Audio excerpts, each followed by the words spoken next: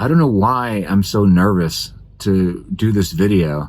I've been pressuring myself to do some kind of, more traditional YouTube thing where I've got a list of things I'm going to rattle through. How I achieved my goal, how I lost all this weight, or I finally achieved my goal, and here's how I did it. And I can't do it. All my videos have all been just extemporized, just off the cuff, and I'm not used to actually having to refer to notes or to think of some kind of script in my head. I can't do it. It's just doesn't feel natural to me. So I'm just going to talk and we'll see how this goes. I have been on a journey to lose 50 pounds, and I started this journey about 3.5 years ago, and I'm almost there. I started off at 228 pounds in the summer of 2019. And at this moment, I am 186 pounds on the nose. So I'm 9 pounds away from my goal. It feels really good, to the point where it's almost just kind of surreal. Like I can't believe that I'm here finally. Well, I'm not to my goal, but I mean, in this weight range, in my 180s, 186. I have not weighed 186 since I was 43. I'm 53 now. So it's actually not that long ago, but it feels like a lifetime ago. When I got down in this weight range before, it was almost kind of an accident. I had made some adjustments in my life because I was reacting to a health crisis. It was one of those situations where I felt like I was out of control. There was a situation or a condition that I didn't have control over. And the best thing I could think to do to regain some semblance of control in my life was to exercise more. And I cut things out of my diet. I stopped drinking for about 6 months that year. This was in 2012. I quit drinking. I cut out a lot of things from my diet. No sugar, nothing with added sugars. Wasn't eating junk food anymore. Very little bread, so basically very little carbs and things like that. And the weight just started melting off of me.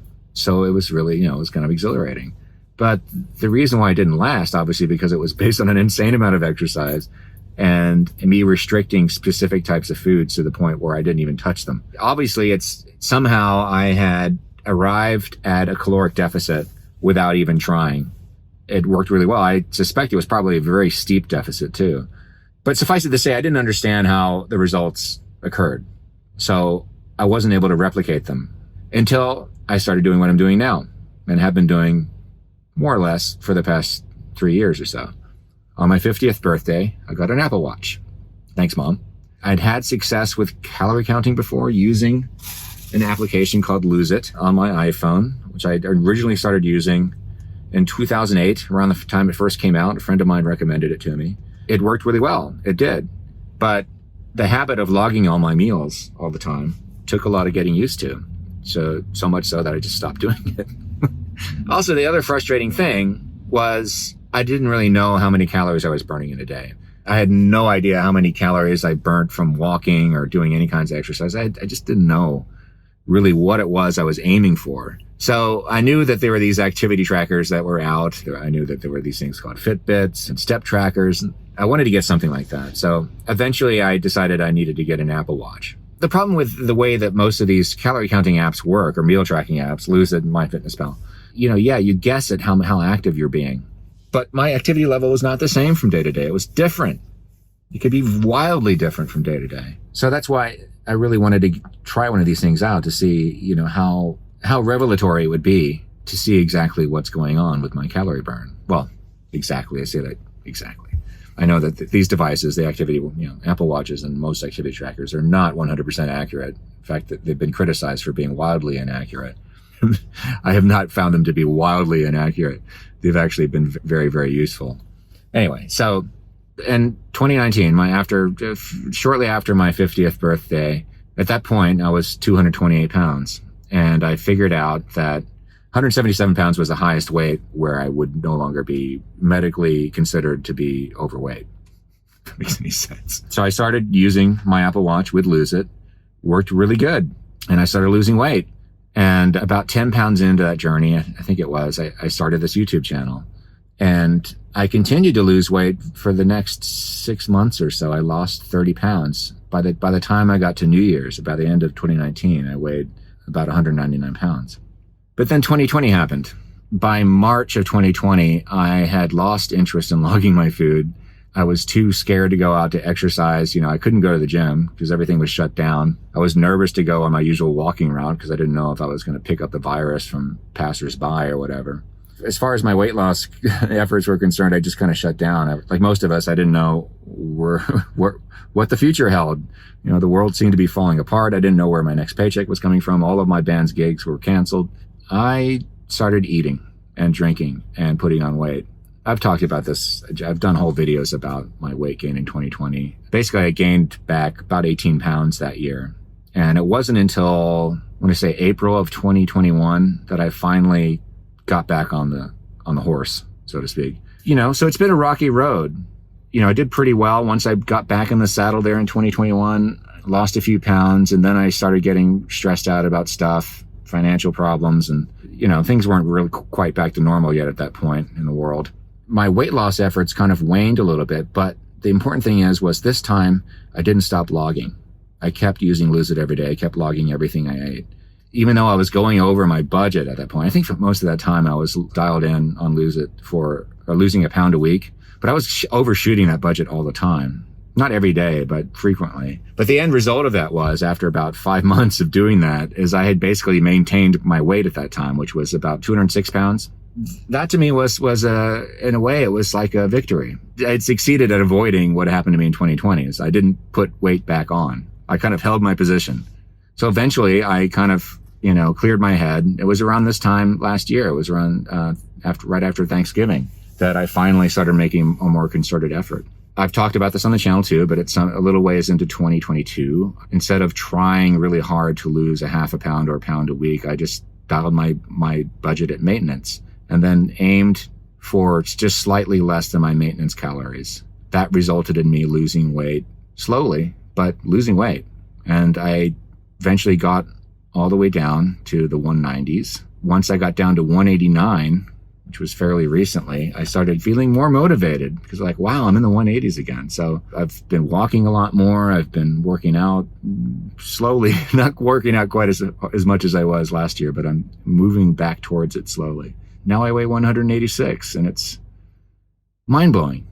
It is absolutely mind-blowing to me because I now stand at the precipice of something that I just never thought I would be able to achieve again for most of my adult life. I don't really feel like I had to struggle to get here. Yeah, it was, the biggest struggle with this, I don't want to make it sound like it's easy. It's not. But it's about habits. Forming those habits is the hard part. Once the habits are in here, once they're in here, it does get easier. But that doesn't mean the work stops, because you can slip and then the habits will gradually fade. And I've experienced that. That's what happened to me in 2020 in a way. The danger of me slipping back into my old ways is always going to be there. But now I know what works. And I know that once I achieve my goal, I can hang on to it by continuing what I'm already doing, continuing these same better habits.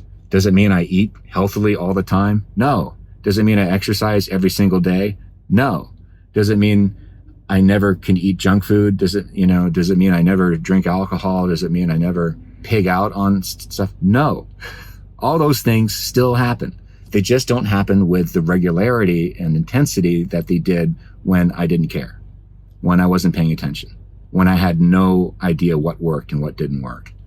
You know, like so many people, you just hear about, oh, I got to go on a diet. I got to stop eating carbs, man. I got to cut back on fat. I got to go keto, man. I got to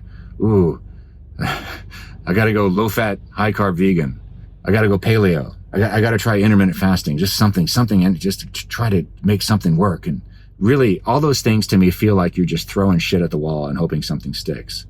Because why? Because the only way that weight loss is actually going to work and be maintainable, be something that you can hang on to, is by maintaining a caloric deficit. And if you're doing all these things, you're basically just hoping that you're going to arrive at a caloric deficit that you can maintain.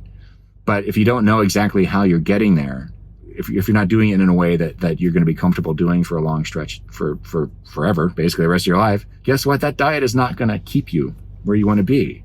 And that, to me, is the beauty of using Lose It or any calorie tracking app like this. You hold the reins. Nobody else. Nobody who's writing a diet book or personal trainer telling you to do this or do that, or not that there's anything wrong with that. But at some point, you're going to have to, this is me basically talking to myself right here. You're going to have to take the reins. You're going to have to take control of your life. And doing it this way, by being brave enough to look at the numbers, to know how many calories you're consuming every day, and being aware of that. I don't think about it all the time, but it is something that's part of my life now. And I'm okay with it. Some people aren't. Well, a lot of people aren't. They don't want to know. But knowing is the power. Knowledge is power. I know it's cliche, but it's fucking true. This demystifies weight loss for me. That's how I've been able to achieve this. That's how I'm going to be able to keep the weight off. That's how I'm actually going to reach my goal. I'm getting there. I don't know how soon it's going to be. I have only 9 pounds to go.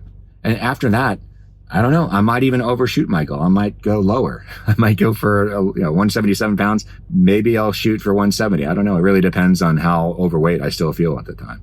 I still got a considerable amount of punch in my belly right now. Seems like it's a bit more than 9 pounds. So I don't really know what's going to happen then. I just know that when I get there, it's going to be fucking amazing. I don't even know. I can't even remember the last time I weighed 177 pounds. Maybe it was when I was 25. I really don't know. But I know it's been a long fucking time. And I can't wait. I can. I have waited. That's the other thing.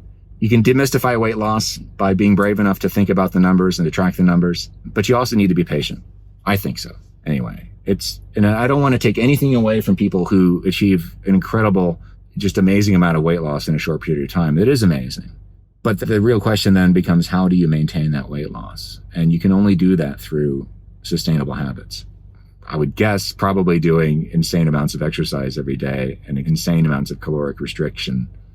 Probably not in line with, probably not the way most people want to live their life. But you don't have to. You can moderate and coast into your goals slowly. So that is the other challenge, is really learning to be patient. I have been patient, and it's paid off. And that's why it's so surreal that I'm finally in this area, 186. What? It's amazing. Maybe I've rambled on enough right now. I really intended this to be a much more structured video. I actually wrote out notes. I had an outline of things I was going to talk about, but maybe I'll do that another time. For now, I'm just going to thank you for listening and watching, and I hope I will see you again. Like the video if you liked it, and subscribe, because I have a lot more to say. Who knows? I don't know how long this is going to take for me to shed these last 9 pounds. And again, where am I going after that? Am I going to lose more? Am I going to concentrate on weightlifting more and actually put weight on in the form of muscle? We're just going to have to see. All I know right now is I'm a very happy man. Anyway, thanks for listening, y'all. Bye-bye.